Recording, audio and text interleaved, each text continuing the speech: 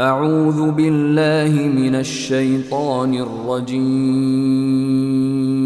بسم الله الرحمن الرحيم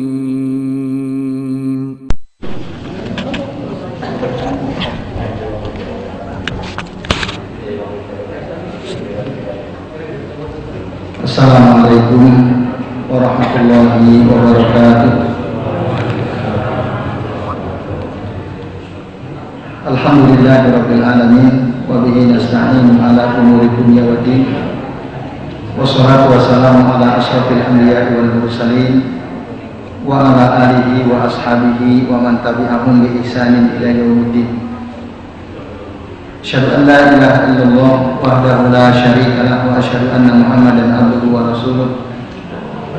Allahumma shalli wa sallim ala Muhammad wa ala ali Muhammad kama shallaita ala Ibrahim wa ala ali Ibrahim wa barik ala Muhammad wa ala ali Muhammad kama barakta ala Ibrahim wa ala ali Ibrahim fil alamin innaka Hamidum Majid. Amma ba'du.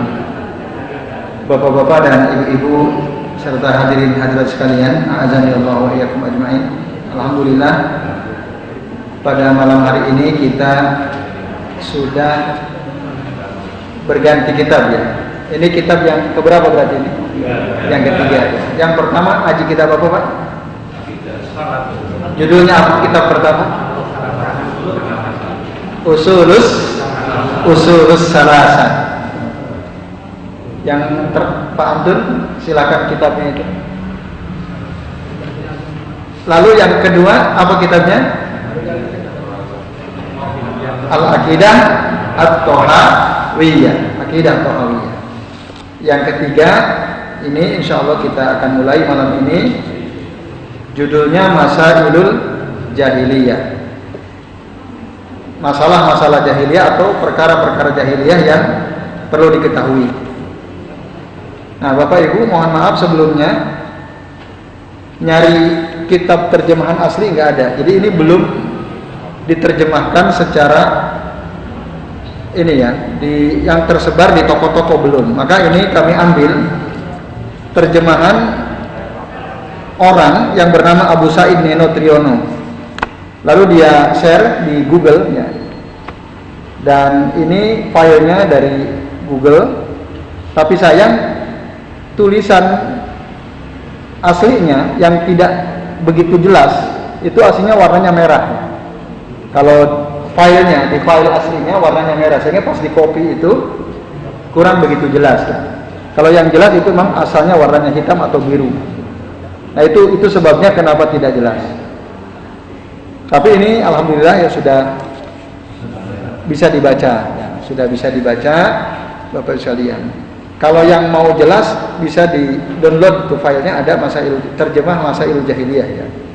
Kalau seandainya ini belum merasa belum begitu jelas ya. Nah, baik Bapak Ibu dan hadirin sekalian,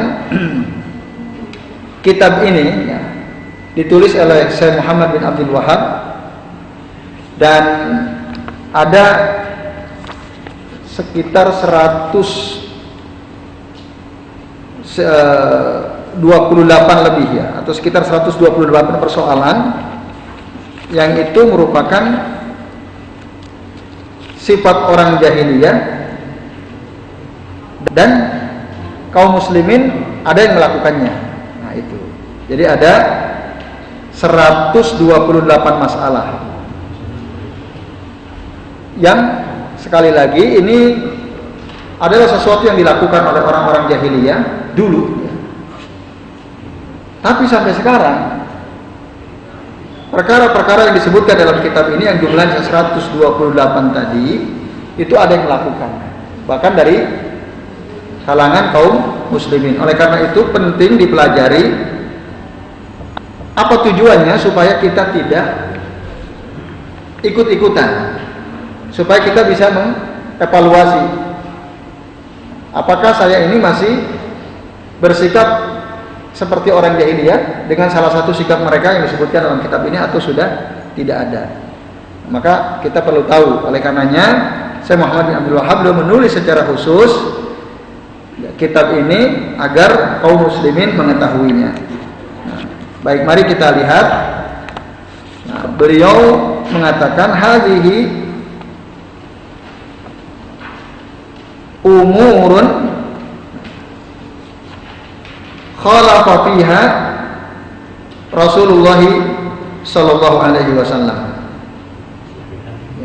ma alaihi ahlul jahiliyati al-kitabiyaini wal ummiyin mimma la ghina lil muslimi an ma'rifatiha. Artinya ini adalah urusan atau masalah-masalah yang diselisihi oleh Rasul sallallahu alaihi wasallam, dan ini dilakukan oleh orang-orang jahiliyah baik dari kalangan ahlul kitab yaitu orang Yahudi atau Nasrani atau orang ummi, al-ummiyin ya. Orang ummi itu adalah orang-orang yang tidak diberikan kepada mereka Alkitab. Malaziman lil muslimi an ma'rifatiha. Di mana seorang muslim seharusnya wajib tahu, wajib mengetahui tentang masalah-masalah ini. Nah, ini Bapak Ibu dan hadirin sekalian. Lalu beliau mengutip suatu kata-kata mutiara yang populer di kalangan bangsa Arab. Tapi di dalam kitab terjemah ini ada sedikit kesalahan. Padiddu yuzhiru. Nah, itu bukan dha. Aslinya dha kemudian ada huruf ha ya. Padiddu yuzhiru husnahu ad-diddu wa bididdiha tatabayyanul asya. Artinya did itu lawan atau sesuatu itu akan nampak kebaikannya ketika ada lawannya. Sesuatu itu akan nampak kelihatan bagusnya, baiknya kalau ada lawannya. Contoh misalnya, kalau kita mau milih presiden itu ya, kalau hanya satu tunggal calonnya, kita anggap bagus-bagus. Ternyata ketika ada calon lain, lalu berdiskusi, berdebat tentang satu persoalan, kita jadi ngerti mana yang bagus, mana yang tidak bagus kan? Nah itu. Jadi lawan sesuatu itu bisa memunculkan kebaikannya. Sama misalnya kalau ada petinju hebat, siapa? Petinju hebat. Nah, misalnya Mike Tyson gitu ya. Kita baru tahu dia betul-betul hebat ketika ada lawannya. Oh ternyata setiap kali tanding dia menang terus, oh berarti dia hebat. Jadi lawan sesuatu itu bisa memunculkan kebaikan dari sesuatu itu tadi. Fadiddu yudhiru husnahu adid. Nah, wa bididdiha tatabayyanul asya. Dengan adanya lawan itulah maka sesuatu menjadi jelas.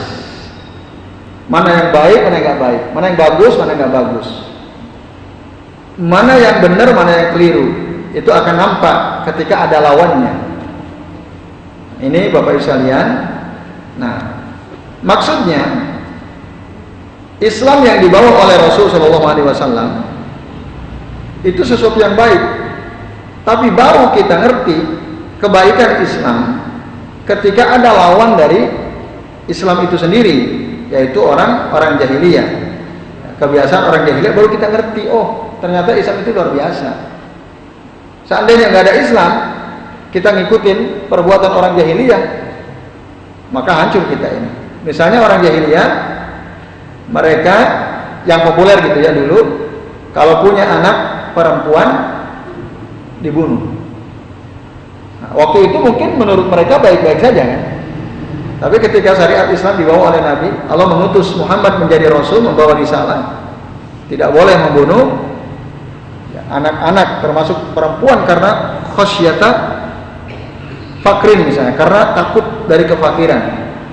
Baru kita paham, oh ternyata betul Islam itu ajarannya rahmatan lil alamin, rahmat kasih sayang untuk seluruh alam termasuk laki-laki wanita semua dikasih sayangi oleh Allah Subhanahu wa taala berdasarkan syariatnya atau aturannya yang dibawa oleh Nabi SAW.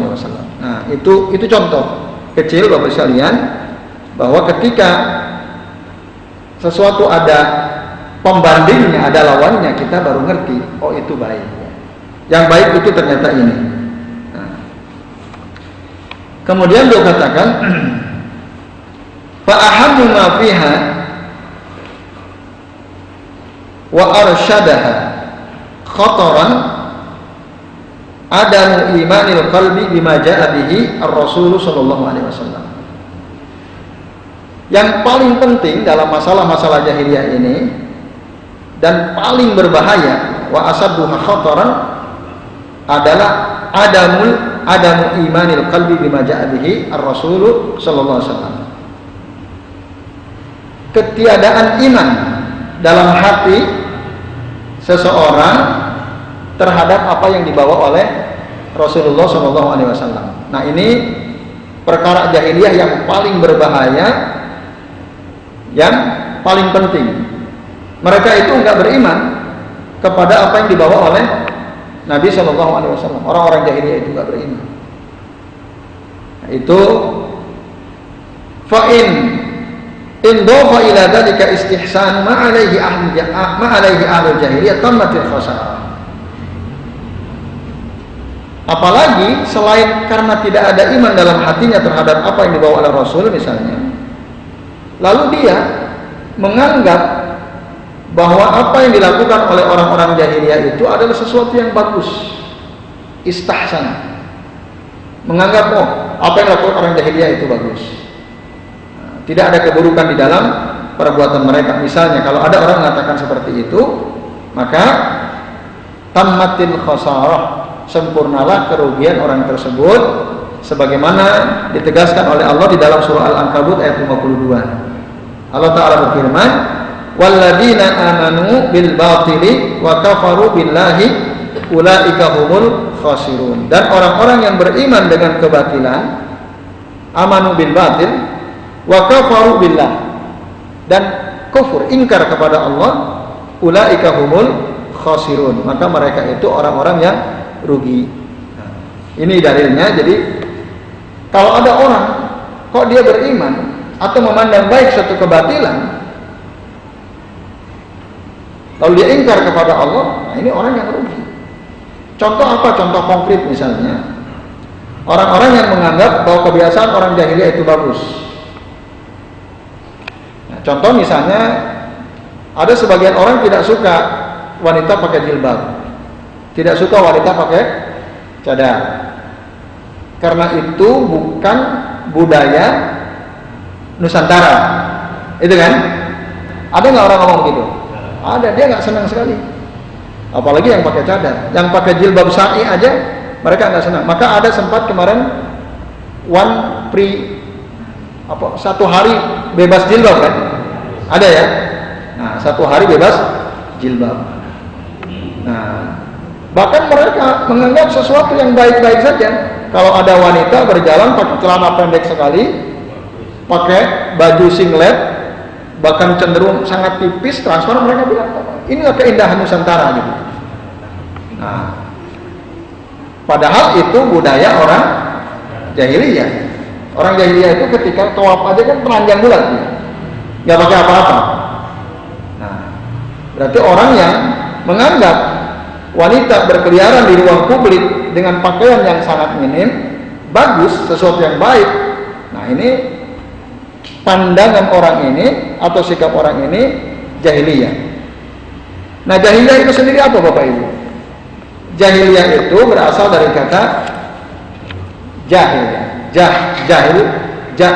Jahil itu artinya bodoh, nggak punya ilmu. Jahula yajhal, jahilun adalah orang yang tidak punya ilmu. Nah, maka para ulama menjelaskan pengetahuan orang itu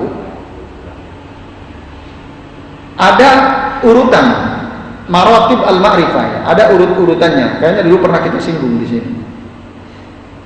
Ma'rifah itu ada 5 atau ada 6 level ya, pengetahuan. Yang pertama disebut al-ilm. Al-ilmu itu artinya pengetahuan seseorang sempurna. Tingkat kebenarannya 100%. Jadi kalau orang tahu sesuatu, sempurna pengetahuannya, dia punya data yang sangat real, valid. Ketika ditanya dia bisa menjelaskan karena punya ilmu, sempurna ilmunya. Ketika orang tadi punya data, tahu faktanya, lalu dia menjelaskan sesuatu, nah berarti dia orang berilmu. Tingkat kebenarannya 100%. Apalagi kalau bicara soal agama dia tahu dalil gitu ya. Yang kedua ada namanya zon. Zon itu sangkaan, prasangka. Dia punya data, tapi mungkin kurang lengkap datanya. Dia pernah melihat fakta, tapi kurang detail gitu yang dia lihat. Lalu dia punya pengetahuan.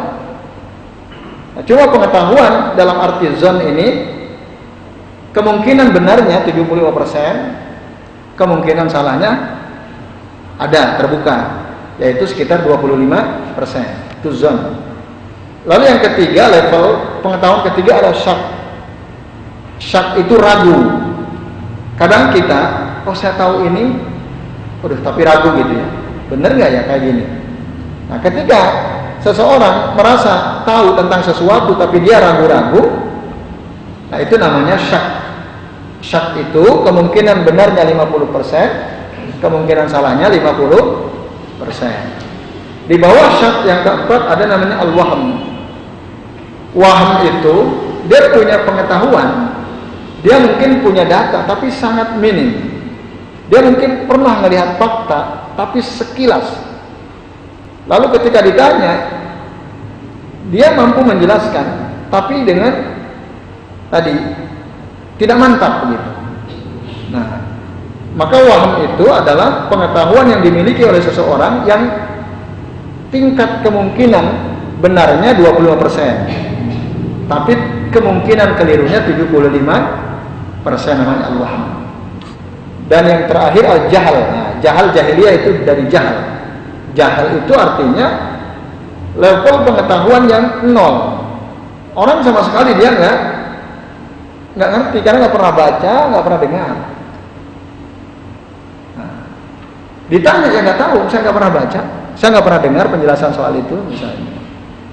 Contoh misalnya, Bapak Ibu, kenapa di Makkah itu ada satu tempat disebut Muzdalifah? Kenapa disebut Muzdalifah? Ada yang pernah baca? Ada yang pernah mendengar? Kalau enggak kan nggak punya ilmu kita kan? Berarti kita jahil. Nol kan ilmunya kan? Karena kita nggak pernah baca, nggak pernah dengar. Nah itu contoh. Tapi nanti ada yang lebih parah, namanya jahil murakkab, kebodohan yang berlipat-lipat. Yaitu orang nggak tahu, nggak pernah baca, nggak pernah dengar, tapi sok tahu dan dia ngotot ini yang benar gitu. Nah itu namanya jahil murakkab. Ada nggak orang seperti itu? Ada ya. Nah, itu kebodohannya menumpuk-numpuk tuh, tapi sok tahu orangnya. Nah itu namanya jahil murakkab. Nah jahiliyah itu berasal dari kata jahula yajhal. Nah, artinya orang yang nggak punya ilmu itu jahiliyah. Nah maka karena dia tidak punya ilmu, orang yang nggak punya ilmu itu nggak ada yang nuntun, asal aja hidupnya kan, sesuai dengan hawa nafsunya. Maka disitulah pentingnya ilmu. Nah Rasul diutus oleh Allah membawa risalah Al-Quran, membawa petunjuk dan ilmu. Untuk apa? Menghilangkan kebodohan, menghilangkan sikap-sikap jahiliyah itu. Nah ini Bapak Ibu dan hadirin sekalian, a'azanillahu wa iyyakum ajma'in. Jadi penting kita mengetahui apa saja sikap-sikap, dan itu termasuk sikap orang-orang jahiliyah. Maka dalam satu hadis Rasulullah SAW dulu pernah beliau menjelaskan, suatu ketika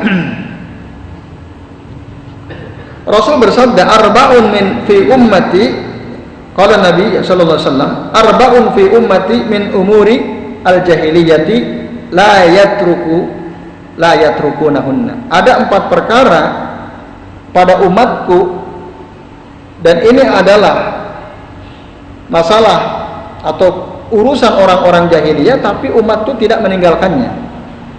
Jadi ada 4 hal, itu ada kebiasaan orang jahiliyah, tapi umatku la yatrukunaha, tidak meninggalkan perbuatan itu. Artinya dari zaman Nabi sampai sekarang orang melakukan perbuatan tersebut.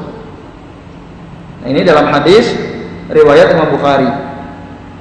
Apa keempat perkara yang dimaksud? Yang pertama kata Rasul, at-ta'nu fil ansab. At-ta'nu fil ansab itu mencela nasab seseorang.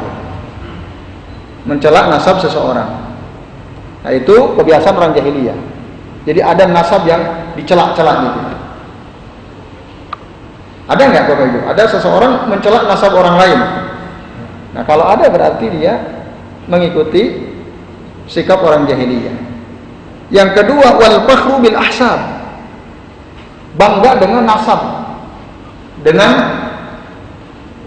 nenek moyangnya, dengan bapak, kakek dan seterusnya. Dia berbangga-bangga dengan nasabnya dia ke atas ya, yang ke atas. Nah, ini juga adalah perbuatan orang jahiliyah. Kemudian wan niyahatu 'alal mayyit. Niyah 'alal mayyit itu meratapi orang yang udah mati. Gimana Bapak Ibu meratapi orang mati itu? Nangis-nangis sambil menjerit-jerit, mukul-mukul diri sendiri, ngobek-ngobek bajunya, guling-guling gitu ya, misalnya. Sempurna tuh ratapannya.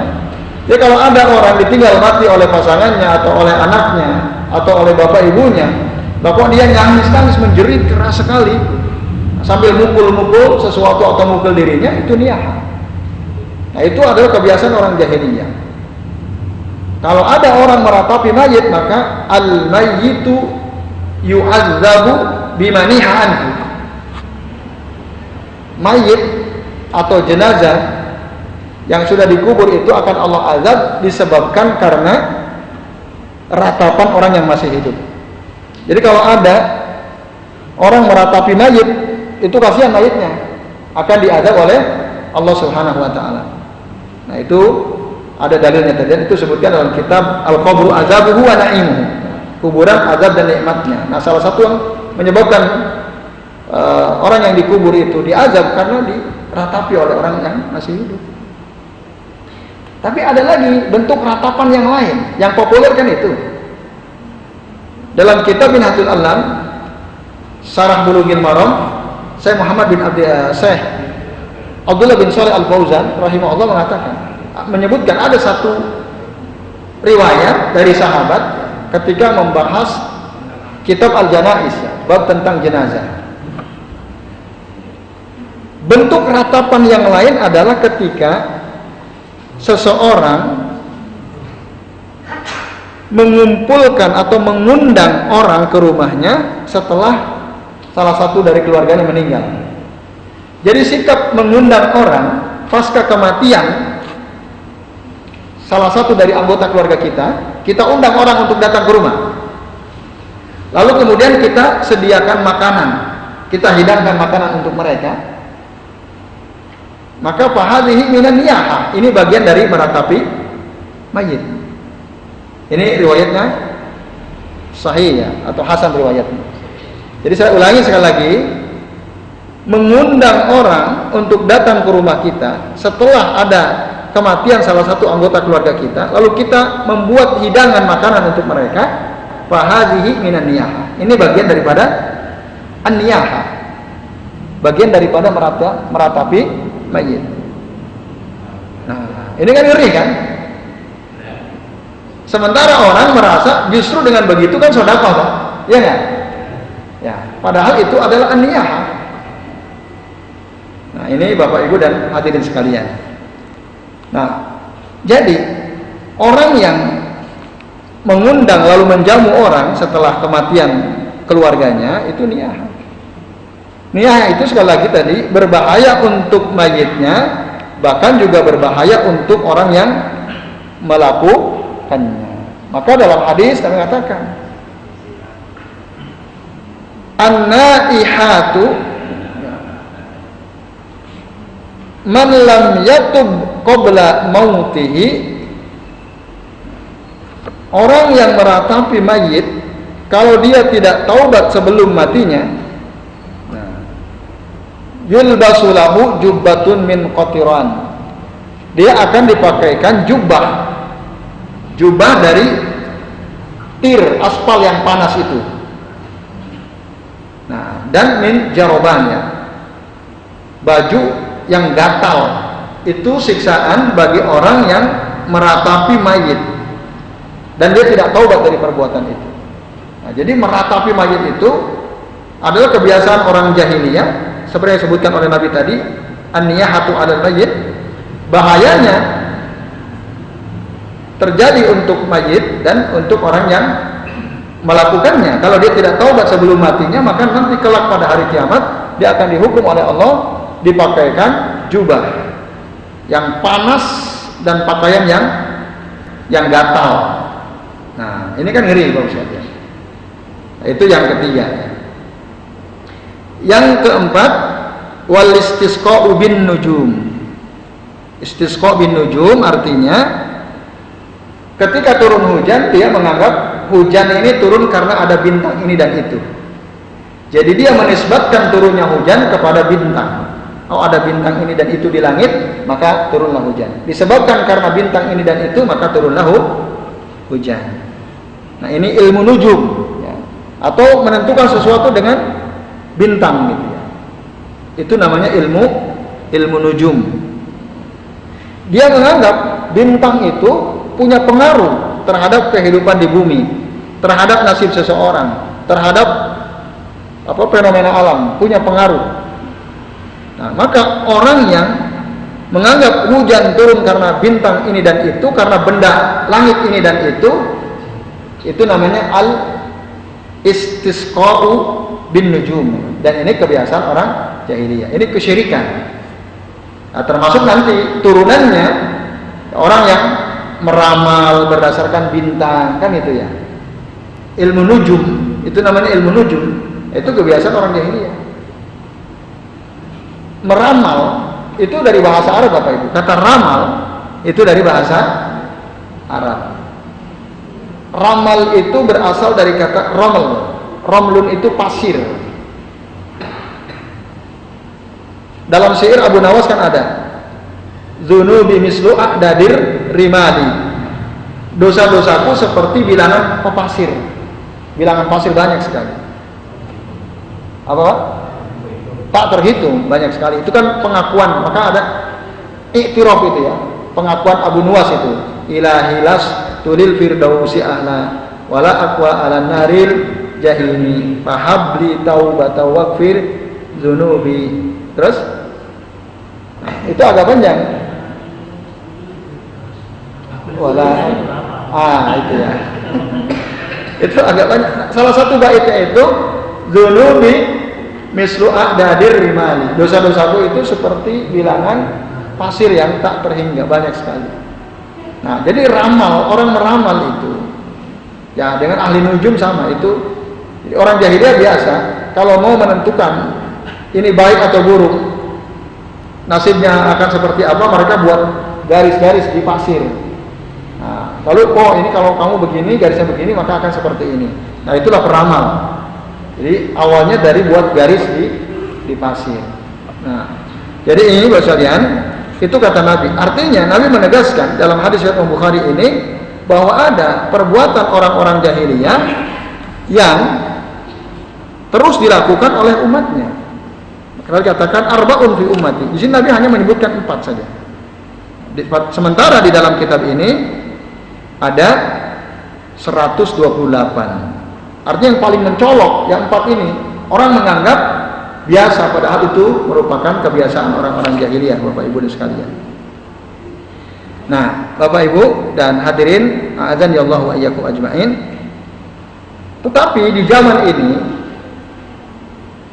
ketika saya kembali ke belakang, ketika Allah mengutus Nabi menjadi Rasul, mengutus Muhammad jadi Nabi dan Rasul, lalu turun kepada beliau Al-Quran, risalah yang harus disampaikan kepada umatnya untuk apa? Mengangkat kejahilan itu ya, agar kebodohan hilang. Cara mengusir kebodohan dengan apa? Dengan ilmu. Tidak ada cara lain untuk mengusir sikap jahiliyah seseorang kecuali dengan ilmu. Maka ketika Al-Quran sudah turun, Nabi Muhammad sudah diutus jadi Rasul, kita nggak boleh bilang dunia ini sekarang dunia jahiliyah, zaman ini adalah zaman jahiliyah. Sekarang kita nggak boleh bilang seperti itu. Karena apa? Allah sudah turunkan ilmu. Jadi kalau kita menyebut jahiliyah secara mutlak, secara umum, sekarang kita ini hidup di zaman jahiliyah lagi gitu. Itu nggak boleh bilang begitu. Nah, karena kalau kita bilang sekarang kita hidup di zaman jahiliyah lagi atau seperti zaman jahiliyah lagi, itu artinya kita mengingkari adanya Quran dan Sunnah. Sementara Quran Sunnah sudah ada di tengah-tengah kita. Maka nggak boleh. Syekh Al-Fauzan bilang nggak boleh kita bilang begitu.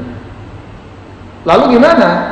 Kok ditulis kitab Masailul Jahiliyah? Kok Nabi bilang tadi ada 4 perkara dari urusan orang jahiliyah yang ada di tengah-tengah umat.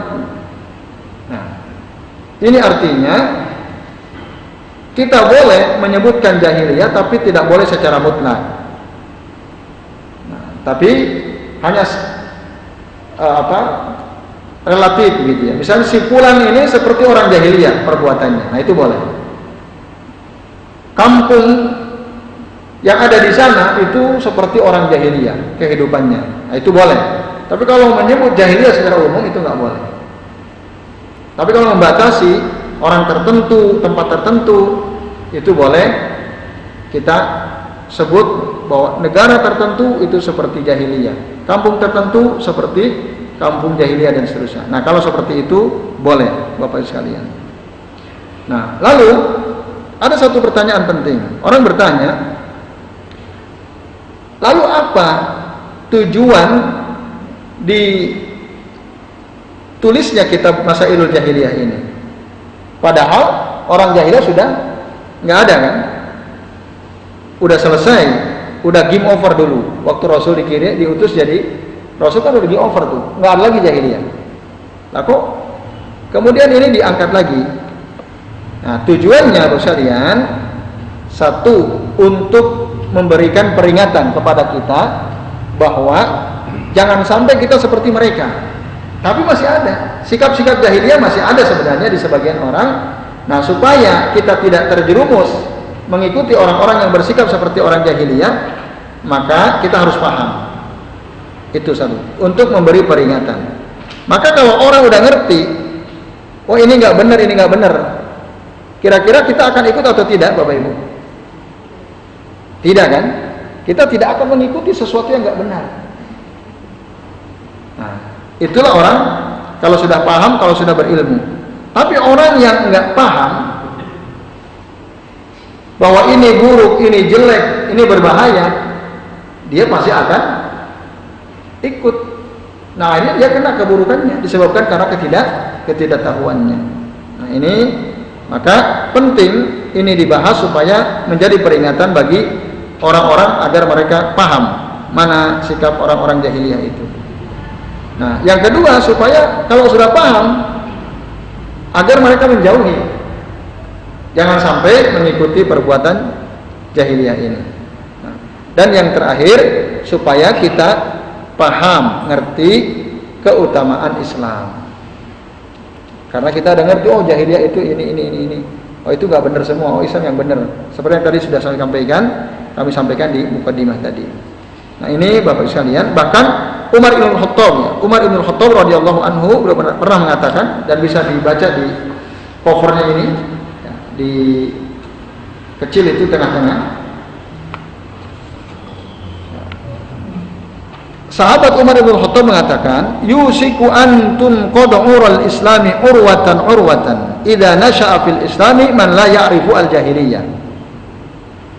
Nah, kalau di dalam cover kitab ini diartikan, ya, hampir-hampir akan tersingkap aib Islam satu persatu. Nah, ini sebenarnya kurang pas ya diterjemahkan aib Islam. Kata ural Islam itu ikatan Islam, tali Islam itu hampir saja akan terputus satu persatu. Kapan? Artinya syariat Islam itu akan putus satu-satu. Kapan itu terjadi? Idza nasha'a fil Islam man la ya'rifu al-jahiliyah. Ketika seseorang tumbuh dalam Islam tapi dia nggak ngerti. Dia tidak ngerti sikap-sikap orang jahiliyah. Nah, itu maksud dari kata yusiku antum qad'ural Islam urwatan idza nasa'a fil islami man la ya'rifu al jahiliyah. Artinya Bapak Ibu, kalau kita ingin ikatan Islam kita itu kuat, kan ada dalam hadis yang lain, ausaku ural imani, ya, tali yang paling kuat, tali keimanan yang paling kuat adalah al-hubbu fillah wal bughdu fillah. Cinta karena Allah dan benci karena Allah. Nah, itu namanya ausaku ural iman. Tali keimanan yang paling kokoh itu adalah al-hubbu fillah wal bughdu fillah. Nabi pernah mengatakan dalam hadis yang sahih. Nah, Bapak Ibu dan adik sekalian, jadi kata ura itu bukan aib, tetapi ikatan Islam. Jadi orang kalau dia nggak ngerti masalah jahiliyah, pelan-pelan nanti akan hilang tuh Islam dari dirinya, karena putus talinya. Kalau dia nggak ngerti. Nah, ini Bapak Ibu sekalian. Oleh karenanya, apa yang kita bisa pahami dari kata-kata Umar ini, kita harus ngerti, kita harus paham. Apa sih sikap-sikap jahiliyah itu, supaya ikatan keislaman kita kuat tadi, tidak putus secara perlahan satu persatu. Nah, ini Bapak Ibu dan hadirin sekalian, azani Allah wa iyyakum ajmain. Itu tujuannya, supaya kita ngerti. Kemudian tadi di kata-kata yang pertama, ini kita belum masuk bagian 1 ya, masih di mukadimah. Bahwa yang paling penting itu maksudnya apa tadi? Paling penting, paling berbahaya. Tadi sudah dijelaskan ya, ketika seseorang tidak ada iman kepada apa yang dibawa oleh Rasul, kepada Al-Quran dan Sunnah. Ada nggak Bapak Ibu sekarang orang yang tidak beriman kepada Al-Quran dan Sunnah? Ada ya? Apa contoh konkretnya misalnya? Baik dia sadar atau tidak, sengaja atau tidak, ada sikap orang, dan itu merupakan sikap pengingkaran terhadap Quran dan Sunnah.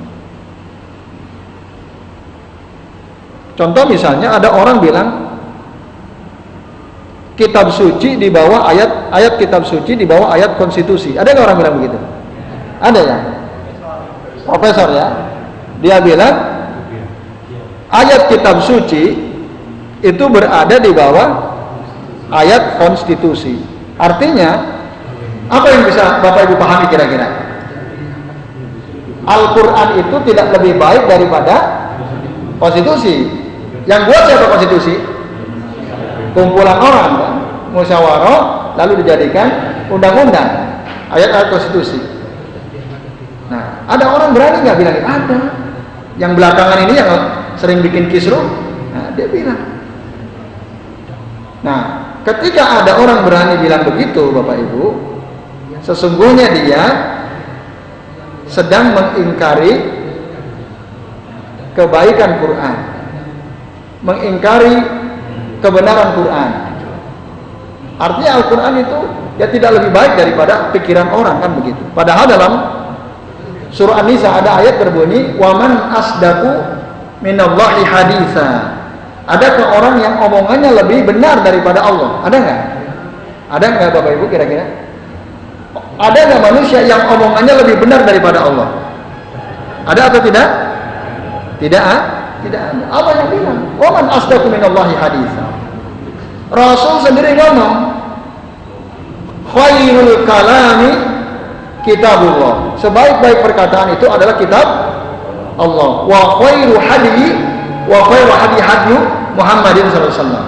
Dan sebaik-baik petunjuk itu adalah petunjuk Nabi sallallahu alaihi wasallam. Saya ulangi ya. Inna khairal kalami kitabullah wa khairul hadi Muhammadin sallallahu alaihi wasallam. Nah, ini. Itu dalil yang diingkari oleh orang yang berani mengatakan ayat konstitusi berada di atas ayat-kitab suci. Nah, ini sekalian, ini juga bahaya ya. Sikap seperti itu bisa masuk kategori sikap orang jahiliyah. Karena mereka tidak percaya bahwa Quran, Sunnah itu paling baik. Jadi saya kira ini mukaddimah dari kitab Masailul Jahiliyah. Sementara ini yang bisa kita bahas, insya Allah nanti kita lanjut lagi di pekan yang akan datang. Semoga semua dalam keadaan sehat walafiat. Amin. Ada yang mau tanya satu saja? Ya silakan. bagus. Yang Ya. memunculkan istilah jahiliyah itu untuk orang Islam, Pak. Karena apakah misalnya orang Yahudi Nasrani menyebut kaum ini juga jahiliyah gitu? Nah, bagus banget. Apakah orang Yahudi, orang Nasrani menyebut kita sebagai kaum jahiliyah atau tidak? Ada nggak yang Bapak Ibu pernah dengar orang Yahudi Nasrani? Orang Islam itu jahiliyah semua? Enggak ya? Enggak ada. Kenapa tidak ada? Nah. Wallahu alam. Kalau dulu nggak tahu ya. Yang jelas jahiliyah kalau di zaman sekarang di Indonesia karena jahiliyah berasal dari bahasa Arab. Mungkin mereka malas menggunakan bahasa itu kan. Yang ada domba-domba yang sesat kan yang ada. Mereka menggunakan itu ya. Domba-domba yang sesat. Nah.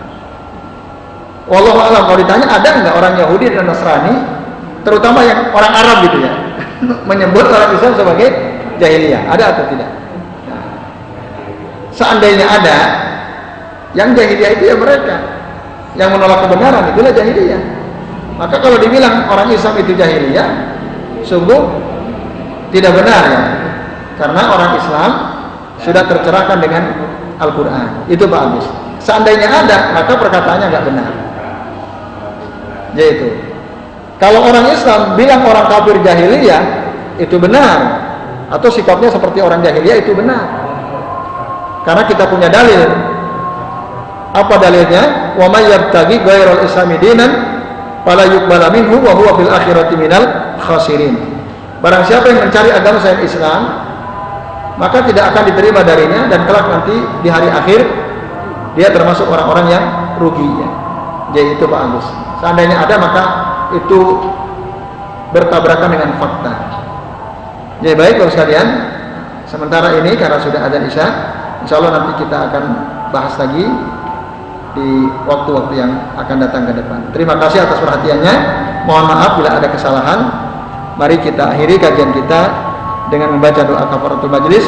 Subhanakallahumma wa bihamdika asyhadu an la ilaha illa anta astaghfiruka wa atubu ilaik.